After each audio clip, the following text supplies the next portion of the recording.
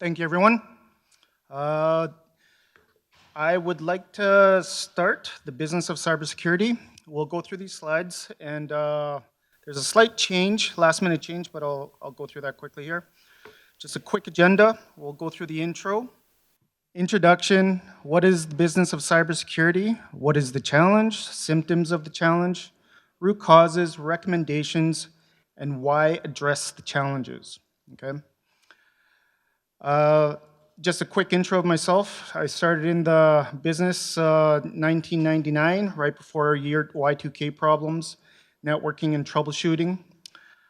Project manager for 30 plus projects over 17 years. GRC and critical infrastructure are my focus now with 12 years plus. Certifications are listed, and I am partner and co-founder for Simply GRC based in Calgary. So presentation format, this is where a slight changes. This is intended for the technical audience. I originally planned for this to be open forum so that you can interrupt anytime, ask some questions, and we answer and have dialogue, but I request that we skip that, and let me finish the presentation first, and then we do Q&A at the end, just due to timing. The slide deck will be published on our website. Information presented may or may not apply to your organization. And be cautious of sharing any proprietary information if you're going to be speaking about anything. And please keep in mind, there is no intent to diminish cybersecurity's role in this. So please don't throw vegetables or rotten fruit or anything at me. And information may be new to some, but may not be new to others, okay? So, what is the business of cybersecurity? Here's the NIST definition. I won't run through it. I'm sure a lot of you understand what cybersecurity is and what it's defined as. I just wanted to put that at the forefront. But now if we layer business on top of it, you get those 3 points. These are the 3 points I'm going to be focusing on during this discussion and this presentation. But support the organization's strategy, goals, and objectives as a cybersecurity function, protect the prioritized assets through cybersecurity, and reduce cybersecurity risk for the organization, okay? So, what is the challenge? Why am I here? Why am I spending your valuable time here at BSides? Let's start with a quick scenario. So the scenario, it's a large corporation, and it owns and operates 20 endpoints, includes servers and such as well. But a large percentage of those are MS Windows. Information security policy requires all critical and high security patches to be implemented within 2 days. That's their policy, and this is an actual organization. Patch Tuesday activities require a high degree of coordination every month. It's, I don't know, can we swear in this? But it's a shit show. Every month. Success measures or metrics were based upon implementing the patches to all endpoints, applicable endpoints, that is. So does anyone really see a situation or an issue with this challenge or this scenario? Like what, we can come back to it, but this is where I wanted the Q&A, but that's okay. Cybersecurity can still operate in a silo in many organizations. Some it doesn't, okay? But many it does. And cybersecurity, it's a valuable service, but it's there to enable the business, not run the business. Integration with the business is often overlooked. And cybersecurity has formed its own culture without consideration to the other cultures. So this is what I've seen in many of the projects, many of the organizations. It's not the fault cybersecurity. Again, that's not why I'm here. It's to help extend cybersecurity and integrate it with the business. That's why cybersecurity is there. But it still operates in a silo. So this is the main challenge that I'm going to be focusing on. There could be many others, but this is what I'll focus on for this discussion. So this is a sample GRC program, governance, risk, and compliance. Up top, you can see that you have your business impact assessment, your risk management framework, your risk assessment at the business level, but this is all within the IT and IS program or department. All of these blocks, these orange blocks, they do represent their own program, okay? And it shows, this diagram is just a sample to show the interconnections and the relationships that each program has with one another. On the left there, you can see in the green cybersecurity. And I positioned this just as a sample. Again, it can go in many different areas, depending upon culture, the structure, the leadership, whatever the case may be at that organization. But cybersecurity, it has inputs and outputs into people, process, technology. It has inputs and outputs into information security.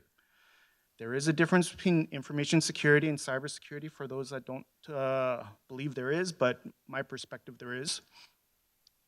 But then it spins down into the strategy implementation, the program management, the project management, the operations, and different arms within.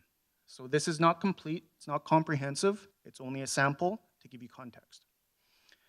But you can see that cybersecurity is part of an ecosystem. It's a subsystem, part of a larger system here. And it all works together to feed into the enterprise. On the left in the blue, those are just different departments that are samples, but there could be more. There is more, but I didn't want to blow up this diagram here. Symptoms of the challenge. So the problem is still stated above. Cybersecurity still operates in a silo in many organizations. But symptoms of the challenge, if you were to take away these symptoms, would the problem still exist? That's the way I'm defining a symptom. But here it's business processes are often restricted with cybersecurity requirements. A cyber solution needs to be implemented and the business must adapt. Many situations like that do happen. And there's spin-off actions or reactions to that scenario. But cybersecurity requirements may be prioritized over business requirements. Technical risks may be prioritized over business risks. We must patch because we've got a cycle and we've got a requirement of 2 days. If not, it's my butt. But what does the business say? Does the business say, no, you will interrupt my operations and it's going to have a big impact on revenue? Many times, and many of you may have seen where the cybersecurity demands that it gets installed, escalates it, goes to their management, leadership, then a lot of infighting happens, right? But there's a lot of business reason to not interrupt business, obviously. Integration with the business is often overlooked. So many standards, frameworks, regulations, they all require cybersecurity to support the business. Learn the context of the business, support the business goals, understand the strategy. They all start with that, whether it's ISO 27001, your C-RISC, CISA, CISUPS, many other security-related certifications, they all state that. But often it's overlooked, so I'm just here to help remind that that still exists. Checking the box. Unfortunately, this is a reality of the work environments we do work in. Checking the box. Yeah, we just need to, we've been through this rodeo many times, this Circus Act many times, so now we're just checking it and doing what we're told. However, value could still be provided with checking the box. People and process controls are often separated, which can create an isolated or point-in-time cybersecurity solution. A point-in-time meaning there's rework that has to happen in the future. Isolated could mean it works for one group, but not all required stakeholders that are part of the solution or that require the solution. Business units may circumvent cybersecurity requirements. So many of you probably know what shadow IT is. Why does it exist? Is it because the business got what they wanted and they just want more, they didn't know what they were talking about? or did they get what they wanted in the first place? Shadow IT is a way for them to go around the IT departments, the cyber departments, and implement the solution that they do need. So what was the value of the original solution? Why does shadow IT exist? And we'll get more into that a little later. A technical solution was implemented, but business requirements still exist. So it's a little bit with shadow IT, but technical solutions are used to define your business or operations. There was an instance where there was a power generation client, and the IT/cyber department, they claimed that they ran power. They ran power because they used the tools, they implemented tools that helped make the operations more efficient for power generation, a hydro site. And I'm looking at them like they asked me the square root of something, right? But I had to make it clear in many different ways, and there were many different discussions, but they do not operate the hydro equipment, but they believe they did. And that is part of the culture that is kind of reversed and tail wagging the dog. But they had control over the systems, and they thought that they could understand the whole hydro power generation operations. And if they were included as decision makers in the operation or generation of power, that company would go sideways, and the operations people would probably make some stuff happen there. Culture clashes between departments. So that example that I just gave, that does create culture clash, right? IT and cyber, they want one way, they've got their own policies, they've got their own leadership, and don't get me wrong, there's office politics involved, yes. But is there an attempt to understand what the business is trying to do? And the business could be the operations, it could be a nonprofit, could be government, whatever the case is, but that's what I'm referring to, the business. And continuous exposure to increasing cyber threats and risks. Our landscape is changing constantly, right? But it is a challenge if cyber operates in a silo. It is a challenge if there is not unity across the business to make sure that the business and the strategy continue to create revenues and fund departments like the cyber department.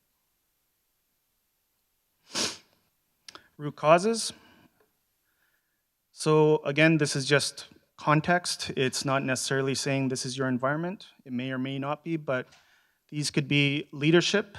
They may not understand the value of cybersecurity and what it brings to the business. So again, this is for the technical audience. This one task is meant for the CISOs and the CIOs. It's their job to communicate and to convince their leadership. Attend to competing priorities. Everyone gets busy. Again, do more with less, right? There's miscommunication. This could be part of being busy. And trust the cybersecurity function. Listen, I'm gonna give you guys a bunch of money. You guys go off, do what you need to do. Just don't make it a problem for me. So there's different culture aspects of leadership or different motivations of leadership that could occur within every different organization, but it's a possible root cause. The cybersecurity function is not integrated with the business. So again, going back to the main problem, it operates in a silo, but why? Mandate of cybersecurity function could be unclear.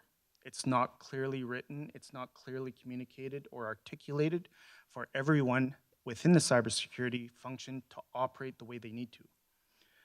Focus on cybersecurity industry targets, not business targets. How many times did we catch people phishing, clicking on phishing emails?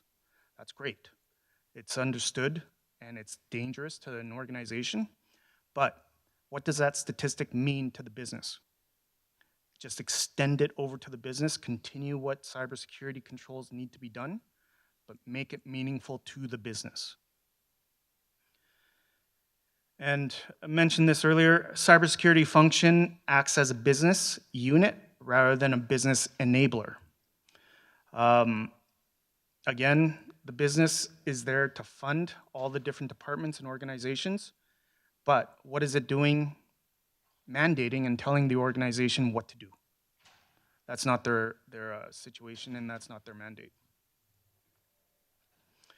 So got 4 different recommendations here, and you can take these away as you will, and they may or may not apply to your organization, but create value through cybersecurity services. Here are 3 different ways. Use the risk management processes to communicate the impacted stakeholders. So what are the stats of security patches on the critical systems? An Windows server that's front-facing, that has the same platform version as one that's inside the organization operating power generation, let's say, or running the plants. They both require the same patch, but which patch is more impactful? Which system is more impactful? Is there use on reporting on the web-facing one that only reports information that is tolerated to be down?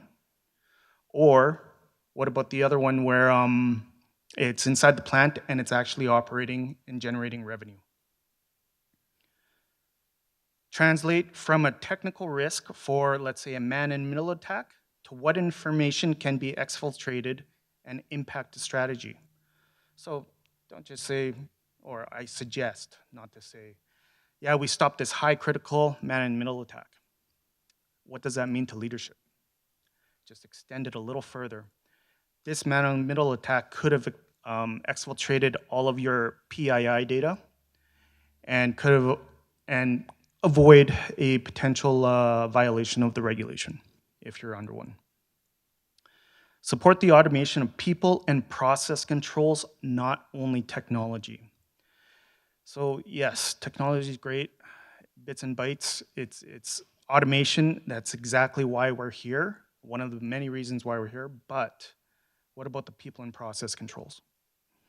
If someone's doing manual air gap transfer of data from one place to another and there's a risk in that area, is there a way that cyber can automate that? Right? The business, that's where the business value comes. But just totally focusing on technology and not considering the people and process, what the people do to action things, to carry things over from one team to another, if you look at it from that perspective, it can really streamline and provide value to the business. So contribute to the assessment of positive risks and reducing opportunity costs. So do you understand what investments are currently implemented? Can you extend those? Can you activate some certain modules that will solve a business problem? If you understand the business problem, you can utilize existing investments and management will love it. Leadership will love it. They don't need to duplicate their costs and how many different solutions are there all doing the same thing, but there's different instances. This is one way that you can provide value. Recommendation number 2, derive cybersecurity targets from the enterprise goals. So if the enterprise goals is to go to a different nation, go to a different country, how can cybersecurity help that? If one of the objectives or risk tolerance metrics is we only tolerate 1 hour downtime, how will cybersecurity help that? Cybersecurity needs to support those business goals and objectives, not make new ones in isolation. Integrate cybersecurity into new business initiatives, functions like third-party assurances, cyber maturity, to increase client trust, and alignment with enterprise risks. Prioritize cyber resources to the high-risk areas. So going back to the example of 2 servers requiring the same patch, one is external, low priority, one is internal, high priority. So prioritize the one internally. If you have to do more with less, there's scarce resources, there are ways around this, and this is what GRC does. It helps, rather than lay a blanket over everything, take your blanket and put it on your focus areas.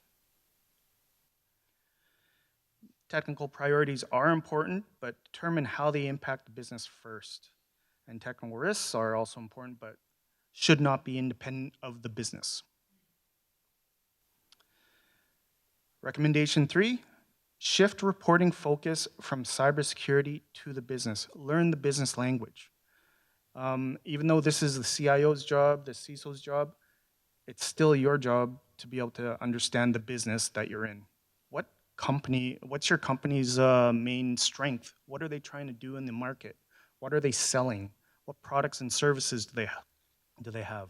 That is what you're protecting, right?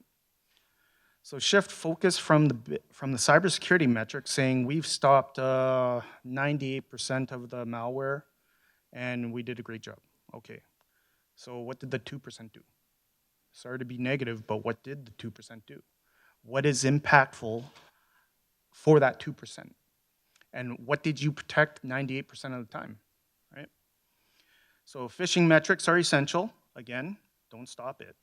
Cybersecurity is very critical, but extend the phishing metrics to translate to data that's meaningful to the business. So again, the 98.2% example that I just mentioned. Report how business risks are reduced through the platform standardization or security patch levels. Yeah, it's important. We got to keep up to date, but is keeping our systems modernized with a support contract from the vendor truly a business impact risk? It might be, then communicate it that way. But it should not be independent of the business. We need to patch these because the patch is available. Well, hang on. If we do that in the OT environment, there's a lot of critical information, a lot of critical impact that can happen. You can shut down the plants. This one oil and gas industry, or client that I've worked at, they estimated that 1 hour of downtime cost them $24 million. So, and someone can just unplug something at a critical point that did not have its redundancy. Again, where are we putting the critical controls, right? But 1 hour of downtime can cost $24 million of revenue. Who wants to break that to leadership's office and break the news? Nobody, right? Messenger always gets shot in that aspect. Shift reporting from cybersecurity metrics to the business applicable KPIs. Again, sorry, I just read that. Understand what the impacts of changes in your cyber environment are to the strategy, policies, operations, compliance programs. Is there a compliance program that's gonna potentially face a violation, and that violation turns into millions of dollars? But that's not only what the executives and the leadership are interested in. They're interested in staying out of the news. There's many organizations, yeah, okay, we'll pay the $1 million, $2 million, I'm fine with that. Get me out of the news. That's the most important thing that they want. They want reputation secured. Talk in those languages. Incorporate the enterprise risk metrics if they exist. So we all know leadership is already talking a lot about risk. Why does IT and cyber have their own risk model? Why not integrate with the enterprise and use what's already there? They don't need to create a new one. This is how you can speak the same language and shift reporting that leadership already understands. The value of creating a new one because a vendor came in and said, no, we want to do it based on XYZ. Well, that's fine, but who's the client, right? Recommendations for integrate into the business culture, not the reverse.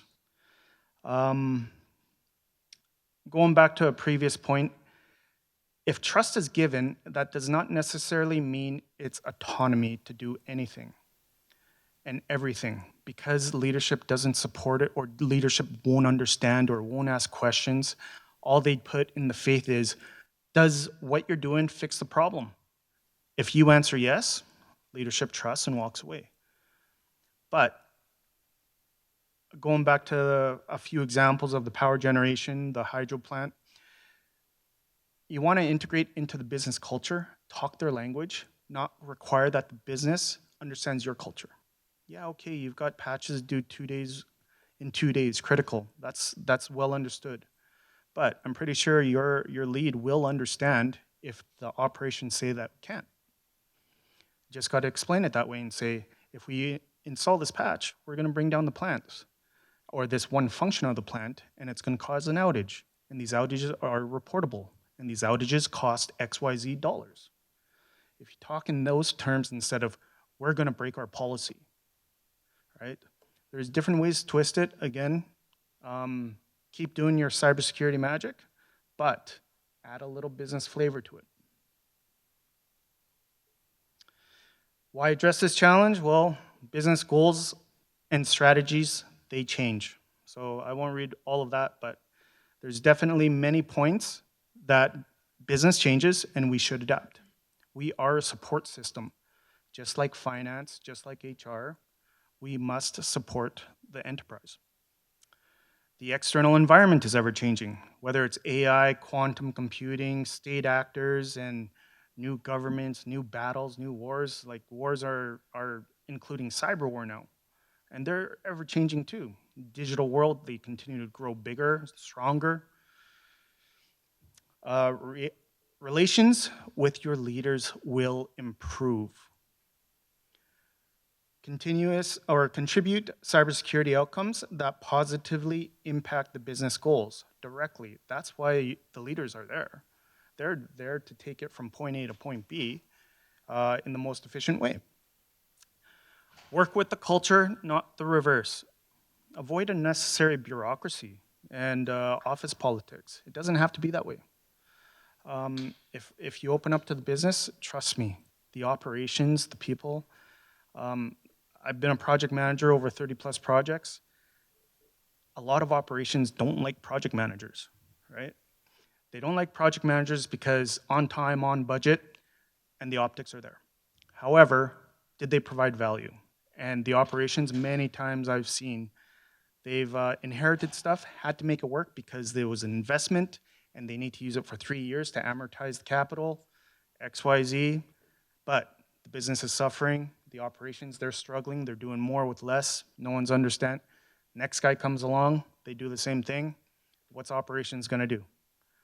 They'll tell you to pound sand in many different languages in many different ways, right? So conclusion, understand that cybersecurity is part of a larger system. I'll just tell a quick joke here, and there is some foul language in it, so I apologize in advance. But one day, the human body and all the organs were having a discussion as to who's the most important. The brain stands up and goes, I am, because I'm the CPU of the whole body, and the whole body will not function without me. And the heart goes, no, I am, because I'm the one that puts the life throughout every part of the body. Lungs say, no, without me, you won't get any air. So on and so on. Then all of these organs are arguing with each other and trying to debate who's the most important. And suddenly you hear this little squeak. It's me. And they all look around and they see it's the anus. And the anus goes, I'm the most important. And the organs all look at them, look at the anus, and they laugh. Then they continue to argue. So then the anus starts to tighten up and just not let go and just stay very tight. The brain starts to pulsate, the heart starts to pump faster, the lungs have a hard time breathing, and all the organs start to have negative effects. Then everybody looks at the anus, goes, okay, let go, loosen up. You are the most important. So the moral of that story is, the asshole is usually the most important part of the organization.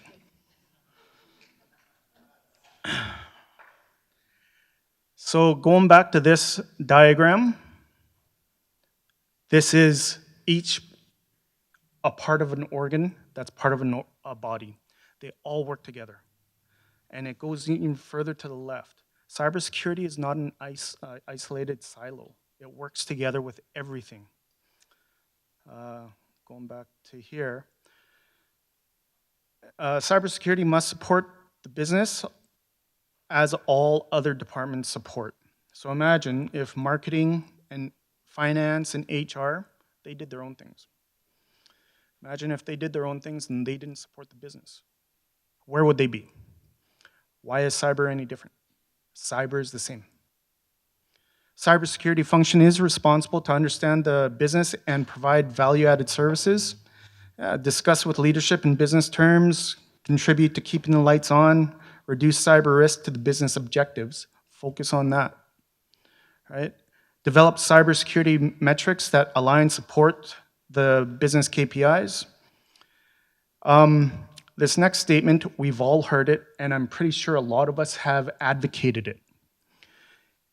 Cybersecurity is everyone's job. But if it is everybody's job, why does cybersecurity exist as a silo?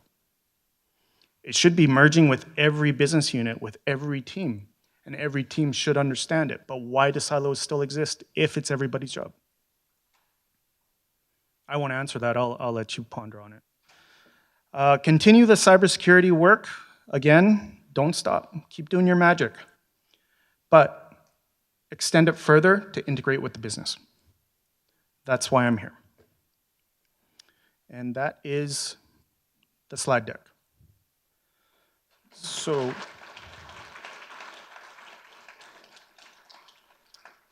thank you. I guess we'll open up for any questions. If I don't like the question, I won't speak English.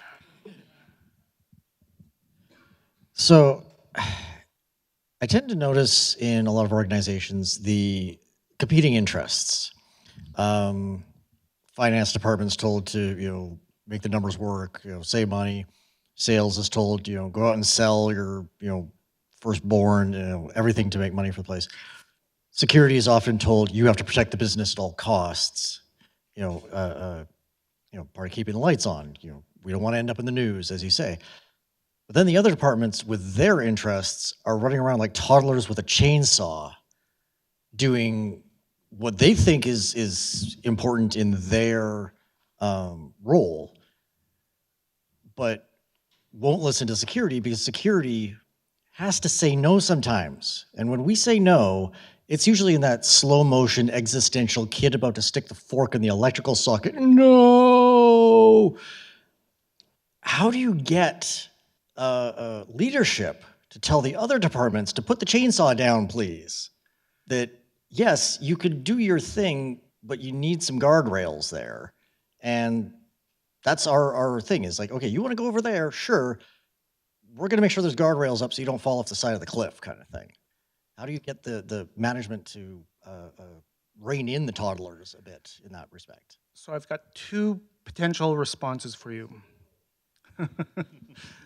One way is use the risk management framework, use the risk talk, and go through the cycles. Talk with the risk facilitator or the risk owner, go it and run it through the risk processes.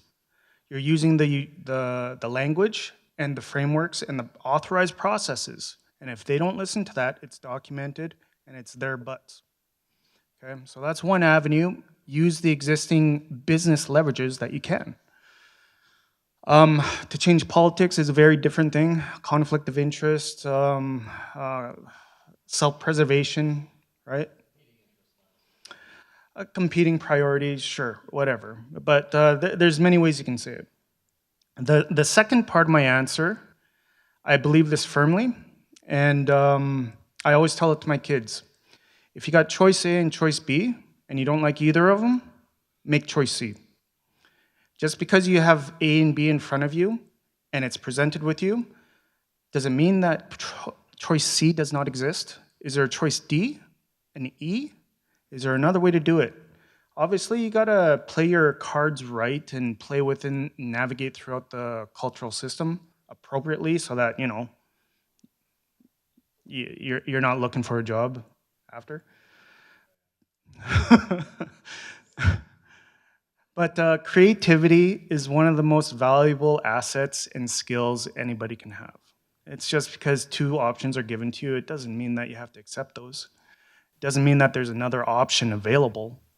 Critical thinking, go draw painting, go sculpt something, and maybe something will come. Or write a song, right? Build a bench, I don't know, right? But creativity will help. There's always a way.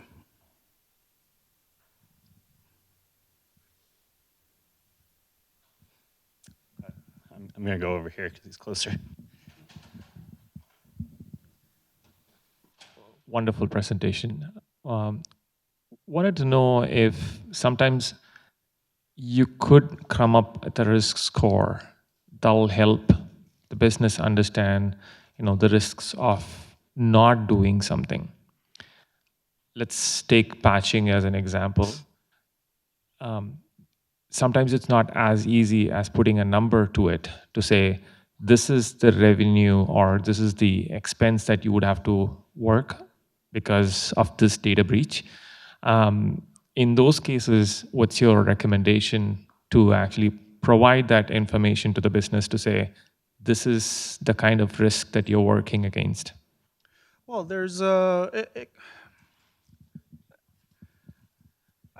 it's hard to give you a silver bullet answer, but I go back to the creativity piece. And what's impactful to that business? So that one patch, let's say, how does it impact the bit? Is it a critical asset? Is it not? If it is within their risk capacity, what they understand as risk appetite, they should already have some of those metrics. That's why if they already exist, use them. Large corporations, they all have it. They all did the studies. They all understand what their risks are and if XYZ happens, how much impact that's going to be and how we want to streamline a response to it. Cyber can feed into that, right? There's many ways, and I can't give you the silver bullet answer without understanding more, but really dig deep into the business. It's not a cybersecurity problem, it's a business problem.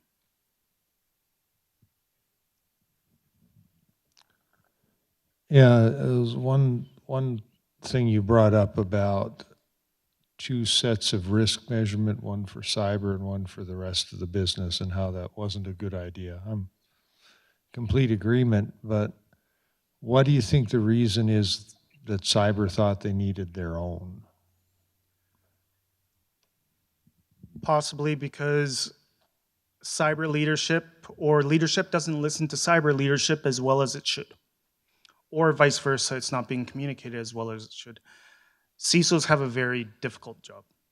I empathize with them. I never want to become a CISO myself. They need to handle a lot of alphas, male or female. They need to handle the business, the different business problems, the external factors that are all listed here, or where is it?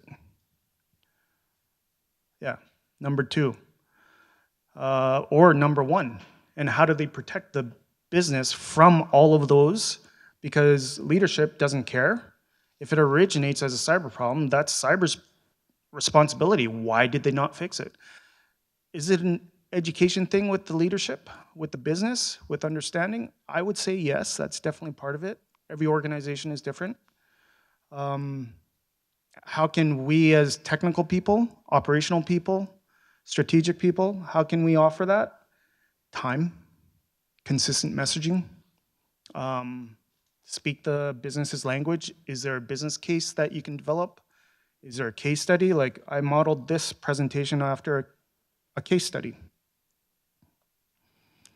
Whenever I draw up a case study, I always talk about these different points. It could be a 2-pager, and if you get it to the right person, maybe it'll hit. Or they can extend this and take it further, right? There's many ways. I can't say what the disconnect is, but I don't want to blame the business leadership only. There's a responsibility of the cyber business as well, the cybersecurity department. It's not a silo. And in a situation like this, IT should be supporting the enterprise. IS should be supporting the enterprise, not doing their own thing. That's going to cause budget problems, priorities, people getting let go, objectives not being done, risks becoming true. The list goes on and on. So going back to an example, if HR didn't support the business, going back to what you said, Brad, if they don't support the business, they're running around doing their own thing, is that a problem? Yeah. Do you want to replicate that problem? Probably not. Marketing, if they're marketing a whole product or service that doesn't even apply to the business, that's a big problem. That's the equivalent of cyber doing its own thing, in my perspective. Not to say I'm right. I've been wrong 2 or 3 times in my life, so take it with a grain of salt. Okay, I think we'll end it there. Thanks again to Burt. Thank you, everyone.